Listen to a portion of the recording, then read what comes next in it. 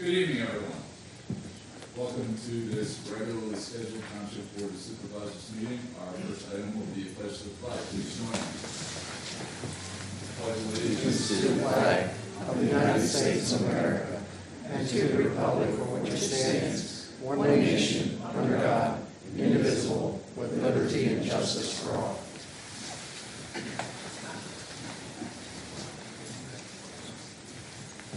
There have been microphones on. There have been no executive sessions since our last meeting. So at this point, I would like to open up the floor to communication from citizens. If there is anyone in the audience who would like to address the board, please raise your hand. If there is anyone online who would like to address the board, please click the raise hand button on Zoom. Anyone? Yes, sir. Name and address for the record, please. My name is Michael Marsh. My address is 160 South Russell Street in Springettsbury Township. Good evening, Township Board members. I'm here today to discuss the need for yard sale, community yard sale permits in our current ordinances. Right now, we're in our ordinance, and I know we're adopting some new ones, and so I'd like to discuss it and get this on your guys' minds.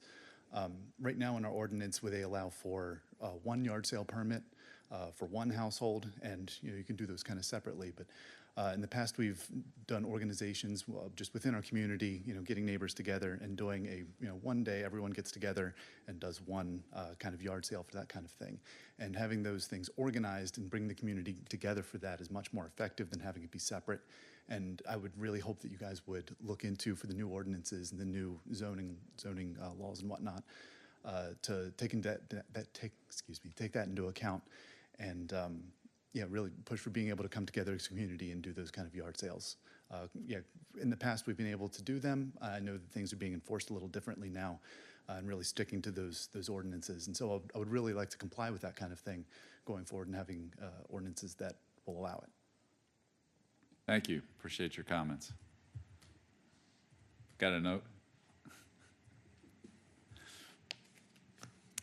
Is there anyone else who would like to address the board this evening? Anyone on Zoom? All right, seeing none, we will move on to engineering reports. Welcome back, Diana. Good evening, gentlemen. I have nothing to add or change on the report, so if you have any questions, I'd be happy to answer. Any questions? Thank you. Thank you. John, civil engineering report.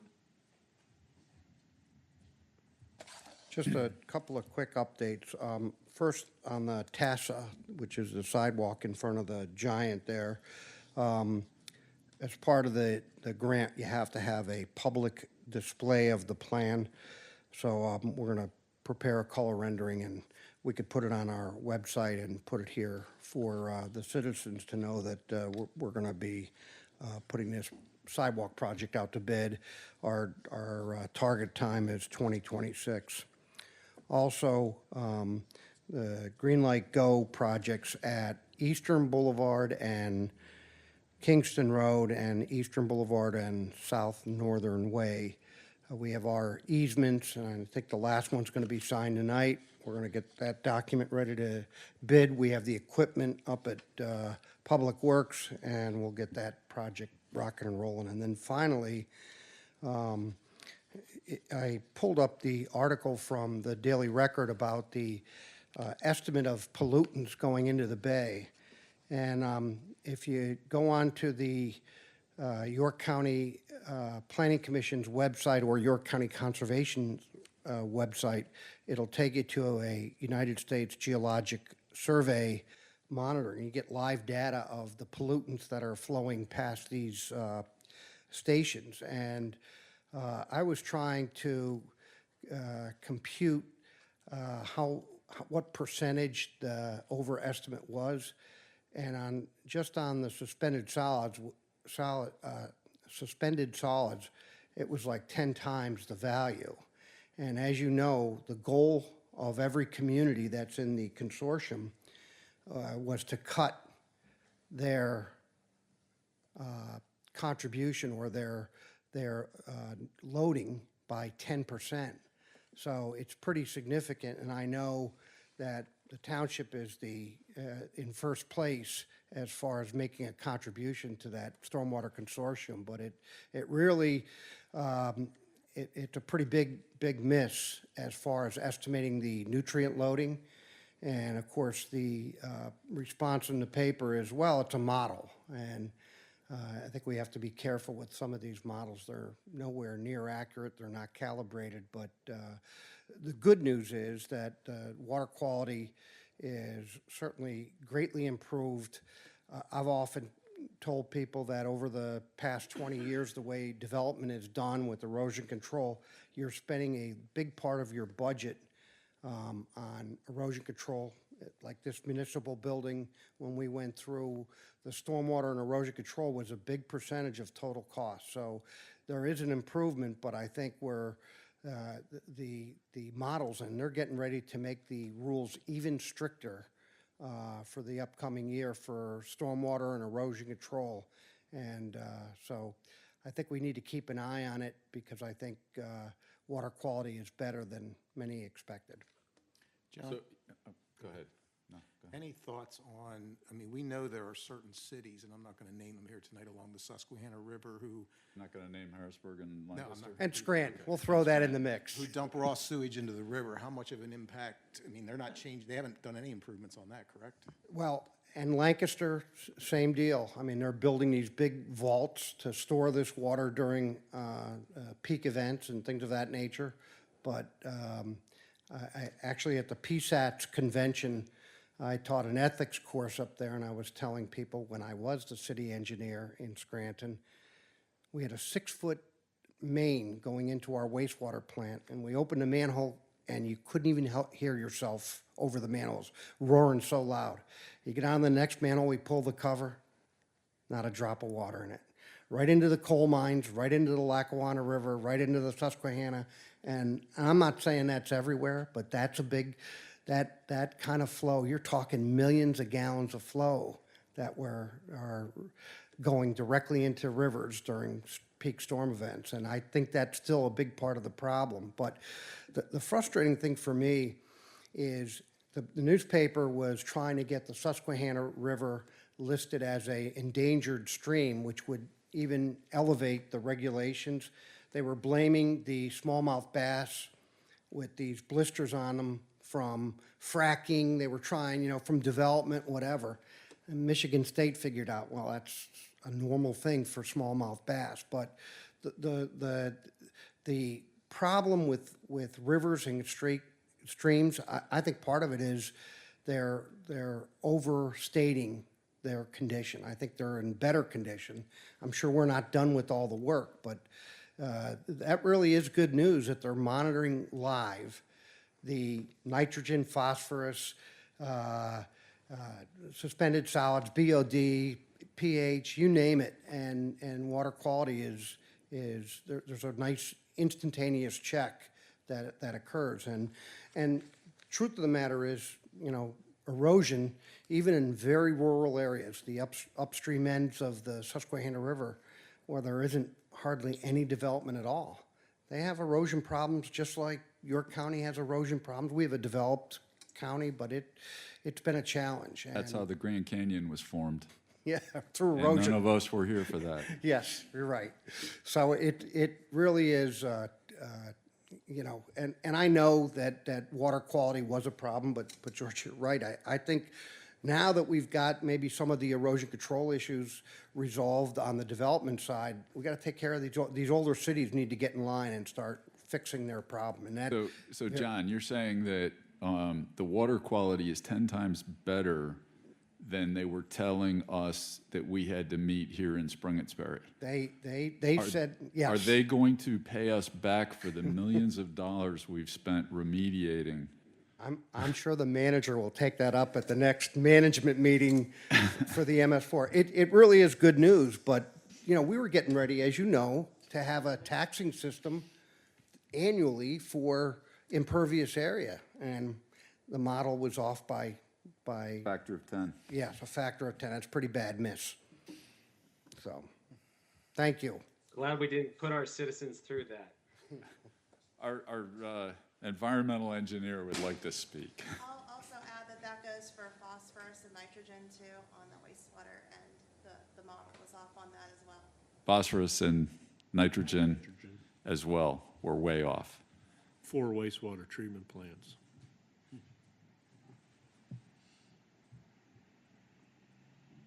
So we're doing a better job than we even knew. Yes. Thanks, John. Any questions from anyone else? All right, we'll move on to our consent agenda, items 5A through 5G. Are there any items on here anyone would like to remove for further discussion? I'll move to approve consent agenda items A through G. Second. I have a motion and a second. All in favor? Aye. Aye. Aye. Aye. Next, we have bids, proposals, contracts, and agreements. Our first one, hang on a second, I'm refreshing here.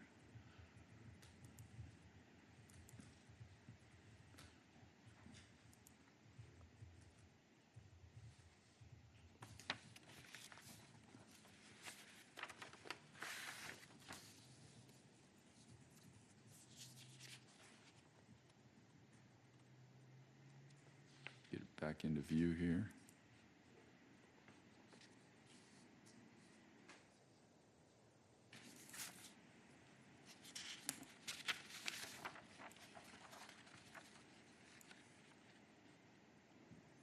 Authorization for the chairman to execute traffic signal agreement for 2430 East Market Street.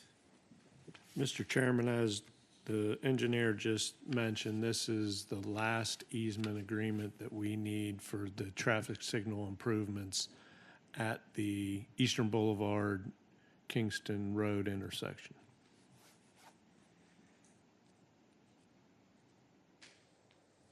Do I hear a motion? Move to authorize the chairman to execute traffic signal agreement for 2430 East Market Street. Second. I have a motion and a second. All in favor? Aye. Aye. Next, we have authorization to advertise bids for East York Pumping Station upgrades. Mr. Chairman, the East York Pumping Station is the township's largest and probably most critical pump station, sewer pump station, and the original construction was in 1995, and we've maintained it over the years and done minor changes to it and minor maintenance upgrades. But it's time that some of the systems need replaced, and this Buchard-Horn worked with Denny Craybill, and we're ready to go out to bid on the specifications. And it's in the capital budget. It is in the Springettsbury sewer capital budget. Mr. Chairman, I would move for approval of authorization to advertise bids for the East York Pumping Station upgrades. Second. I have a motion and a second. All in favor? Aye. Aye. Aye. Next, we have authorization to advertise bids for Springettsbury Park upgrades. Mr. Chairman, the board may remember that a few years ago, we received a $1 million grant from the state for Springettsbury Park security and lighting upgrades. And again, Buchard-Horn and Denny Craybill worked together on that design, and it's ready for advertisement. I'll just pass along that I ran into someone who I do periodically who reminds me that it would be nice if our lighting lit up some new bocce courts in our park. And I didn't even have to bring that up. He saw you too, huh? Huh? He saw you too? No, but I've had other people approach me.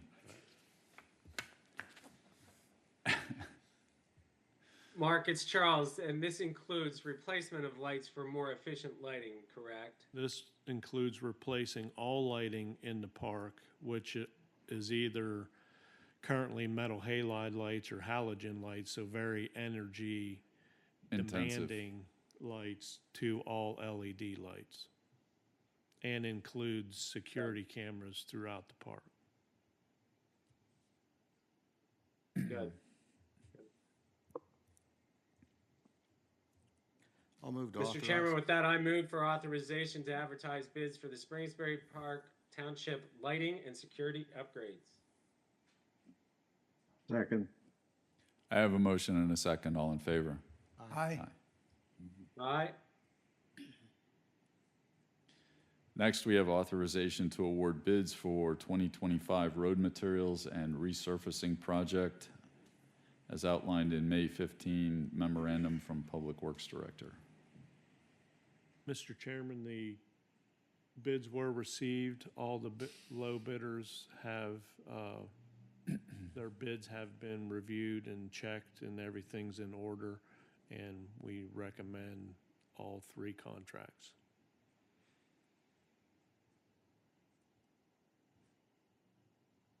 Questions? Have a motion? I'll move to authorize awarding bids for the 2025 road materials and resurfacing project as outlined in the May 15th, 2025 memorandum from the Public Works Director. Second, Charles. I have a motion and a second. All in favor? Aye. Aye. Aye. Next, we have subdivisions and land development. We have SD 2017-0009, Springett's Commons, LP, Industrial Highway and Northern Way. Good evening to the Board of Supervisors. Obviously, you're seeing a plan that says 2017, so this has some history. This plan was in front of the Planning Commission back in 2017. It also had a conditional use plan attached to it that the Board of Supervisors at that time got to take a look at, but that particular plan never came to fruition. So the applicant is back with a subdivision, or the continuation of that existing subdivision plan in 2017, and subsequently we'll be looking at doing a land development and a conditional use application. However, prior to that, they're looking to have this subdivision plan executed for the two-lot subdivision that's referenced in the Board of Supervisors summary. Isn't this a different subdivision than the one from 2017?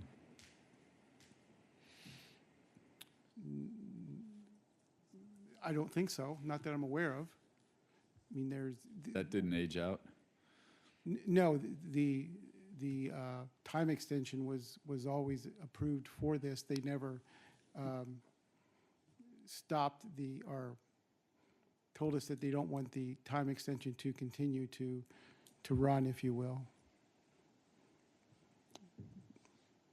But with that said, the two-lot subdivision proposed is for approximately 8.8 acres and 5.3 acres, and we do have representation here tonight with Site Design Concepts, Adam Anderson, to address this two-lot subdivision. And if there's any other questions, I'm happy to answer them or have Mr. Anderson speak to those. Thank you. Thank you very much. Well, good evening. My name's Adam Anderson. I'm with Site Design Concepts. It has been about 8 years since we've been here with this project. But as the director pointed out, this is a subdivision to create two lots, 14 total acres for a 8.8 and a 5.3 acre lot, zoned in the flexible development zoning district, also included in the town center overlay. That'll come into play more with the future pending land development plans. But if I can, try this thing. There we go. Okay. How's that? There we go. Okay. So this is the property, 14 acres. This is the industrial highway here, Northern Way on the side here. It's bisected by a stream through the site here.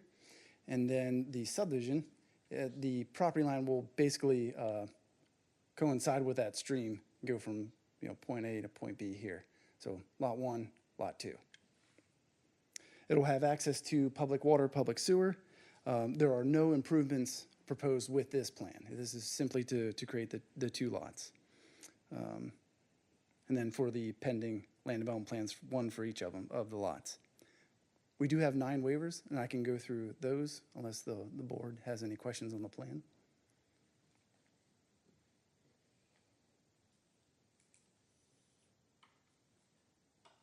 Adam, it's Charles. The property owners will have highway access to both lots. Is that correct? I know you don't have it here, but we're not going to be concerned with that being too close to the curve there at Northern Way and putting the 2 entrances too close together, trying to avoid that corner. Let's see. There we go. Okay.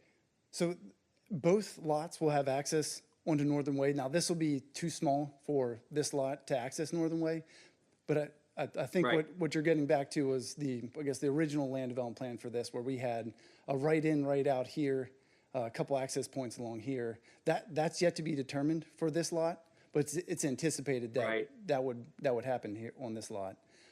The other lot, we had a full movement access drive in this area, and we're anticipating that same location would be used for this lot. Okay, it's been 8 years ago, so forgive my Yep, no lack worries. of memory.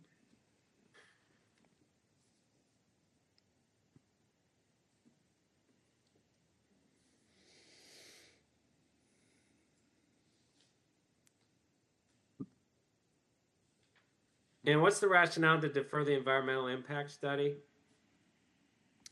Sure. When you want to know what's going on now? We did a lot of due diligence as part of the original conditional use, the original land development plan submission. It was the land development plan went through a review, but never completed the process. We feel that there's no issues with this site, but there is a fair amount of work to update those items. And at this point, there are potential buyers for each of these lots, and depending what those uses and users are, they would proceed with those items. Okay, I see.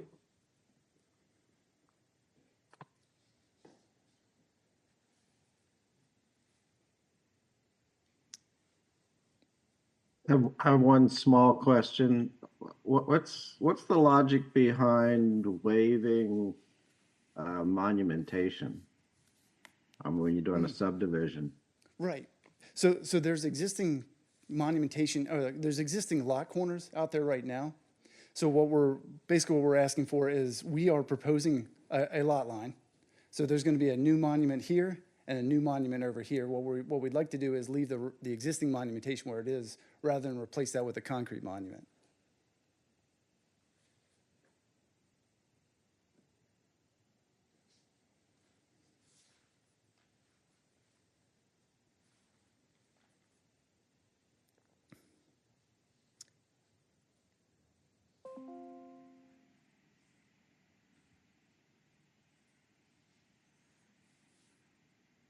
What monuments exist right now? Yeah, here, let me check here.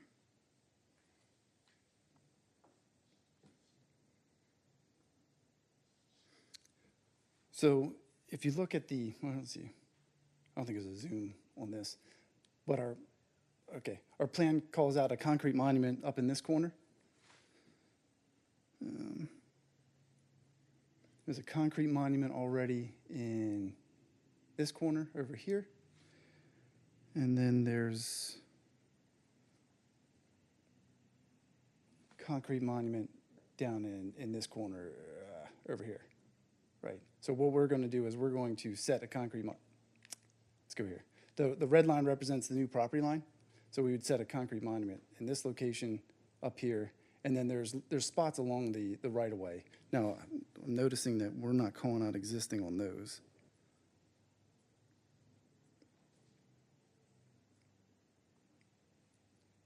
But depending on what development goes through here, what kind of widening, grading goes on, those may be wiped out.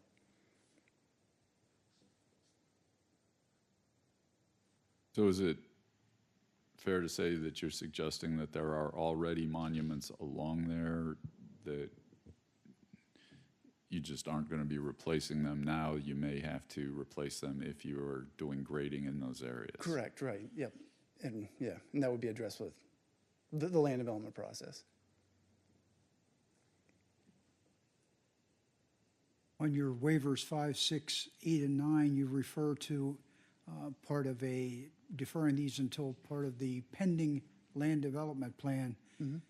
Is there a pending land development plan in front of us? Pending as in has it been submitted? Pending as a future user So you're bringing a plan to us? yes, yeah, so. Nothing here now? Correct, right, yep. We are working with a few individuals. Been working with a few individuals for quite a number of years. 8 years, yes, yes, sir.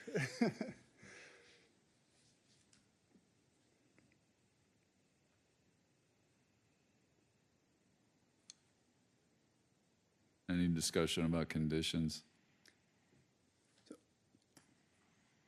If I may, I'll provide an update. Okay, so conditions, the planning module. We've received signed information from the township, completed a package and submitted that to DEP. So once that's obtained, we'll submit that to staff and the township. Plan condition number 3. I think that, so First Capital had a comment about the width of the easement. So the requirement is that a 30-foot wide easement be provided on the sanitary sewer lines. Sanitary sewer traverses the site right along the stream here. There's actually 2. So a 30-foot easement isn't accurate. So what we proposed is a 15-foot easement, or it's 15-foot offset from each main. So it's wider than 30 feet. That was shown on the plan, and for First Capital's sake, we've added additional labeling to show it's 15 feet from the main. So hope that clarifies that. That good, John? Yes. Okay. I didn't realize there was 2 sewers in there. Yeah, two parallel mains. And they're pretty substantial, I believe so. They are. Yep. And then the only other update or point of clarification I have is plan summary condition number 4. First Capital made a comment about a HEC-RAS analysis, and there's no construction proposed with this project, so we feel it's appropriate that be part of a land development plan where there's grading. The only thing I'll say is. Sorry. The only thing I'll say about that is, across the street when the IRS building went in, if you recall that, some years ago. And remember, they elevated that building up and out of the floodplain. And they did a substantial flood analysis. And of course, there's a merge point. You got the water coming from Rocky Ridge Park flowing down into this area. And then the rest comes from up towards Heritage Hills, and all that flow comes from the other branch, and they meet in behind this property. And when I looked at their HEC-RAS, that the water covered most of Industrial Highway at that time. So the only, when they come in with their land development, I want to make sure that we have a more accurate model, and based on that HEC-RAS by the IRS. I think the analysis done by that project, they used the backwater from McDonald's and everything else going up, and I think that's what we probably need to evaluate for this parcel. I think that whole parcel is deceptive. It's actually much higher than you think it is. And I think it's actually higher than the parcel was that IRS and Social Security were put on. It may be, I think where I see the difference is everything south of the creek, that parcel, I think that's where there's a difference in that flood evaluation.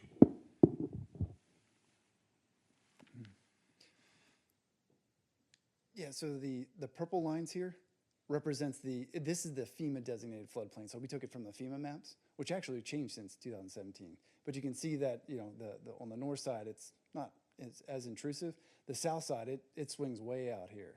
And then on up Industrial Highway and across, and then it has a little bump out around Social Security building.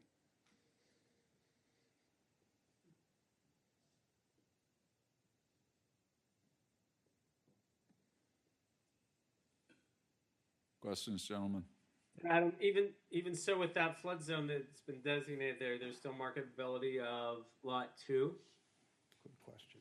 Yeah, so we plan to complete a HEC-RAS analysis and go through the appropriate permitting with FEMA as far as raising those lots to remove them from the floodplain, but not impact the upstream or downstream property owners.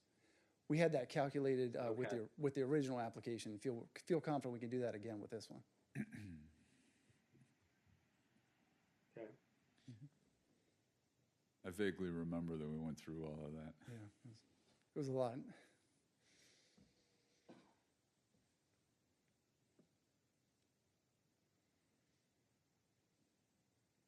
Anything else?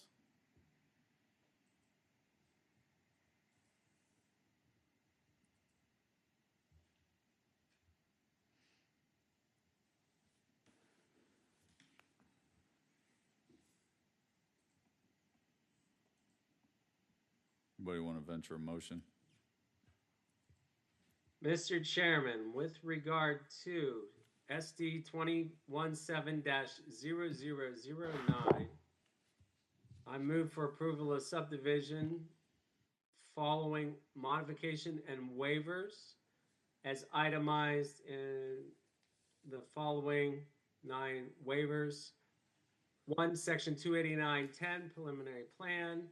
2, Section 289.11C2 environmental impact studies. 3, Section 289.24 feasibility report for sanitary sewer.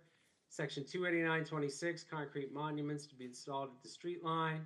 Section 289.31 installation of curbing. Section 289.32 installation of sidewalks. Section 289.35.c installation of plantings in the buffering yard along collector and arterial roadways. Section 289 installation of streetlights. Section 289.41C1 minor arterial streets to have minimum cartway width. I guess that's all the conditions or waivers. Second. I have a motion and a second. All in favor? Aye. Aye. Aye. Mr. Chairman, with regard to SD 2017-0009, I move for approval of the subdivision plan subject to the following conditions. Section 289.11B8, documentation of inclusion in the Township's Chapter 94 report. Section 289.11C1, receive approval of sewage facilities planning module. Section 289.48A, utility easements. Section 289-71 and 72A, provide analysis of floodplain and floodway. Second. I have a motion and a second. All in favor? Aye. Aye. Aye. Aye. Aye. Okay, thank you very much. Thank you.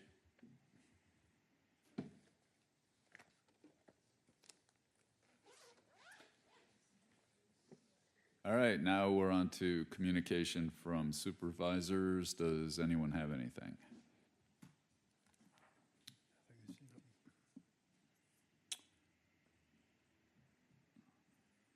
Solicitors report, James.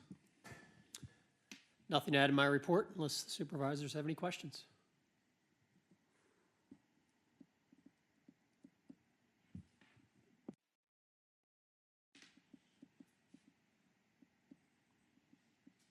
Anybody? No.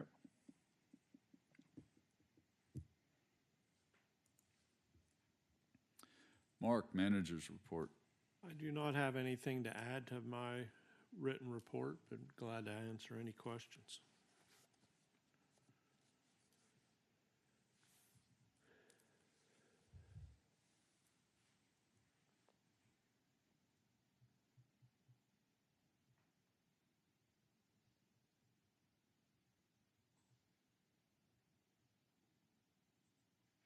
Anything? Any questions?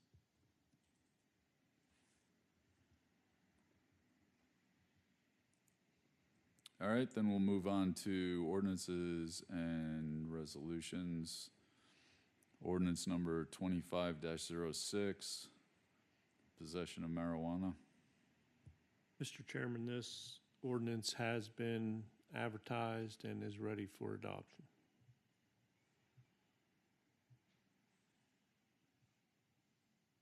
I'll move to approve adoption of ordinance number 2025-06. Second. I have a motion and a second. All in favor? Aye. Aye. Aye. Resolution number 2025-40, appointing Rachel Keegi as zoning officer. Mr. Chairman, Rachel has been with the township for several months as the zoning officer position. She is ready for appointment.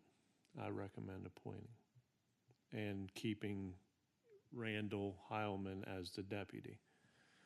I thought you were going to say keeping Randall Heilman in line. Part of the job.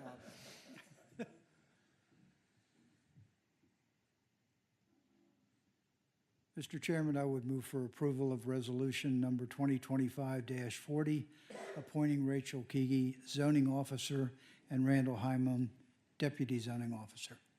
Second. I have a motion and a second. All in favor? Aye. Aye. Congratulations.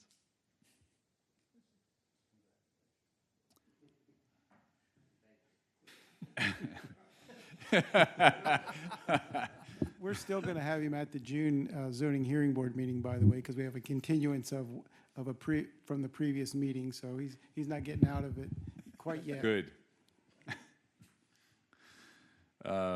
Okay, old business.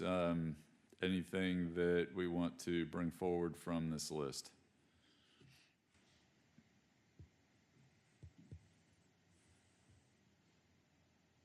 Not at this time. Mr. Chairman, I will add that Public Works is currently working on the site where the bell will be Okay, mounted, good. and that'll be ready. The bell is supposed to be delivered the last week of June. The specific date hasn't been set yet. And then the unveiling is July 9th, I believe. But they're actively working hard. One of the things that I've wanted to do for many, many, many years, they're actually going to do this year as part of this is we're going to remove a section of the median in front of the parking lot to that park. So Make it now- easier to get in. Now you'll be able to get in from both directions. So. Good idea.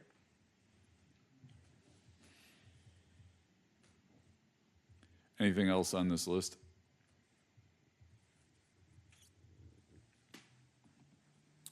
We'll move on then to new business, police pension plan management.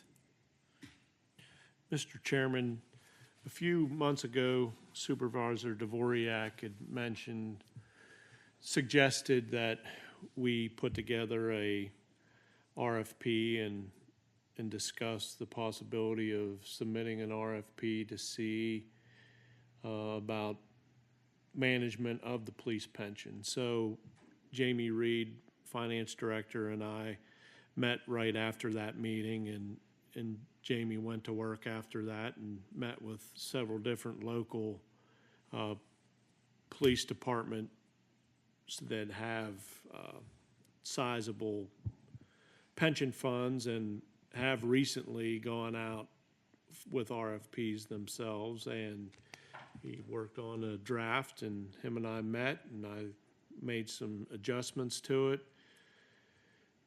Solicitor Sanders reviewed a little bit of it, and we present that to the board to see if we want to move forward.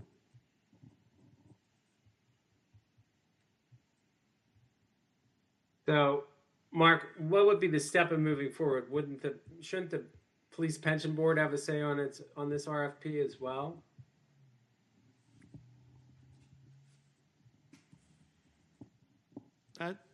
That's not a bad idea, but I don't know that it's necessary.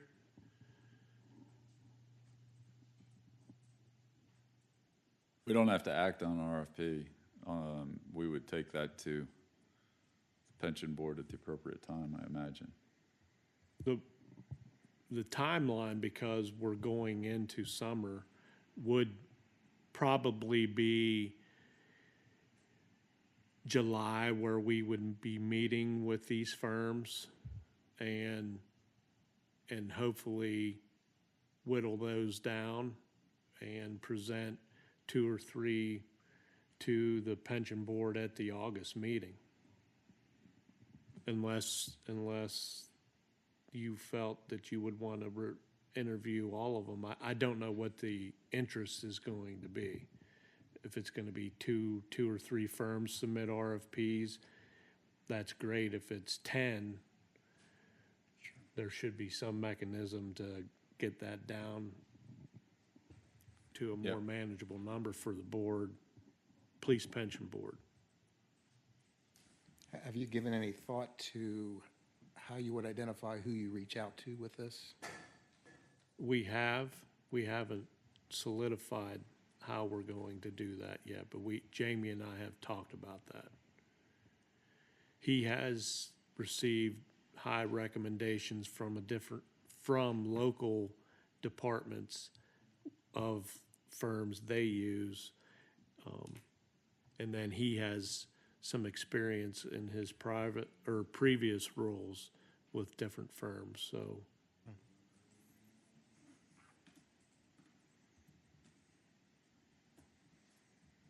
Will Yes, we sir. be inviting our current advisors to submit a proposal? I was planning on it. And Don, Just a question. when I put this idea forth, my thought was to include them because I don't think you necessarily do this because you're definitely going to change. I think you do it as part of your fiduciary responsibility to Right. periodically review these. And in the end, we may stay with them based on the responses we get. Yeah.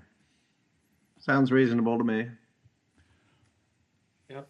So we're gonna, in yellow, there are issue dates, response deadlines, and things like that. Those are gonna be altered. Absolutely. I guess the only input I have to that, which I would ask you to consider, my impression was we're asking a lot of them to submit, and to give them a little more time to do that, I would be okay with that personally. I don't feel like there's a rush for us to get through this process. So Certainly. if you feel more time is warranted, given the volume of information we're asking for, I'd be fine with that.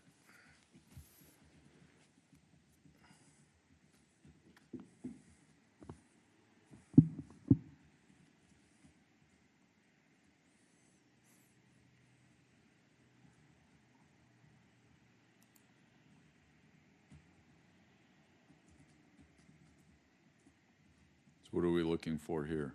I would just consensus of the board that they authorize me to advertise for RFPs.